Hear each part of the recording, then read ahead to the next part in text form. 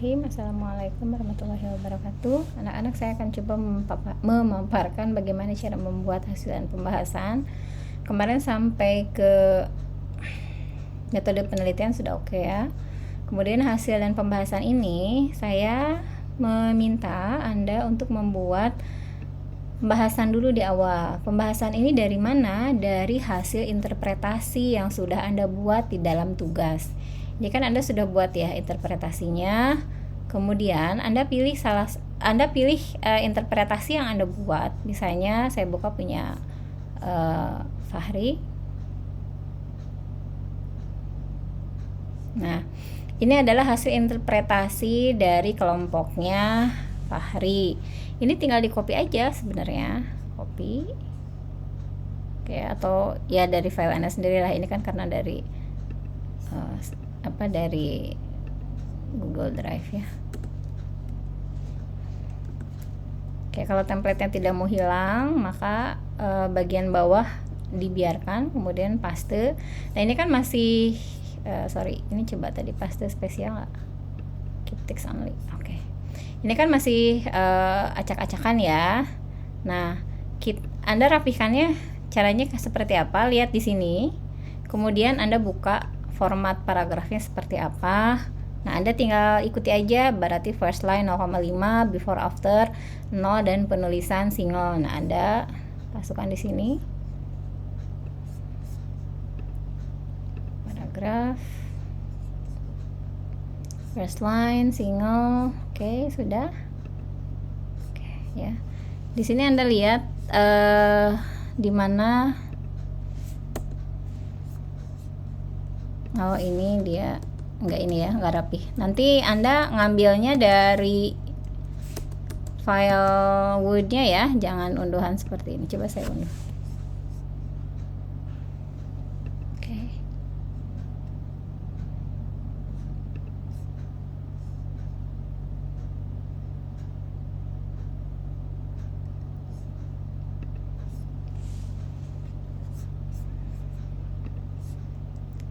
Kalau enggak, saya langsung setting di sini saja, mengikuti settingan artikel ya. First line 0.5,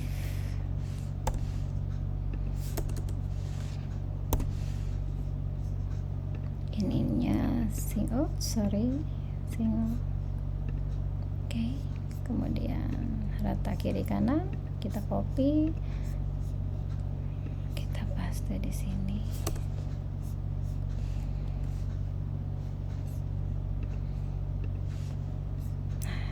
Much better. Ini kan yang semula ya, yang awal. Nah, ini punya Anda, hasil pembahasan punya Anda. Jadi dari interpretasi itu Anda tinggal plug aja, taruh di sini.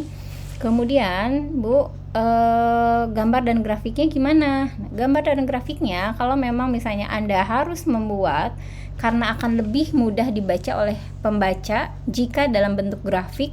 Jadi paparan yang di atas hasil interpretasi, jika Anda tambahkan dengan grafik, maka itu akan lebih mudah dibaca. Misalnya contoh pada artikel yang saya miliki. Di sini kan saya sudah memaparkan hasil penelitian yang sudah saya lakukan ya. Hasil pengamatan dan refleksi dari pelaksanaan perencanaan bla bla bla bla bla. Saya jelaskan seperti itu. Kemudian saya tampilkan juga aspek-aspek apa yang saya bahas di atasnya. Akan lebih mudah terlihat jika saya tunjukkan dalam berupa grafik. Jadi ini adalah urutan A sampai L. Yang tertingginya yang mana? Ternyata yang L. Ini kan jadi kelihatan. Oh, berarti yang paling mudah untuk dikerjakan adalah yang bagian L. L itu apa? L itu adalah penulisan. Jenis kesulitan peserta didik. Berarti yang paling sulit itu adalah L. Bagaimana menulis secara sistematik atau bagaimana merapihkan tulisan. Dan yang paling mudah adalah J, ya, yaitu mengenai tools and materials. Jadi kan ini mudah dibaca kalau berupa grafik. Nah, sekarang apakah saya perlu grafik? Yang bisa menjawab itu hanya kelompok Anda saja. Kita lihat hasil interpretasi ini punya Fahri ya. Kita berarti balik lagi ke tugas yang Wow, tugas yang mana? Yang pengumpulan hasil penelitian tahap 1.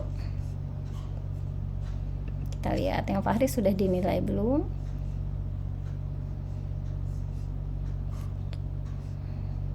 Oke, ini ya, ini adalah data yang dimiliki oleh Fahri.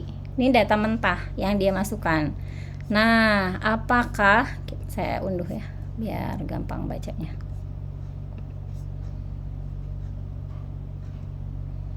Oke.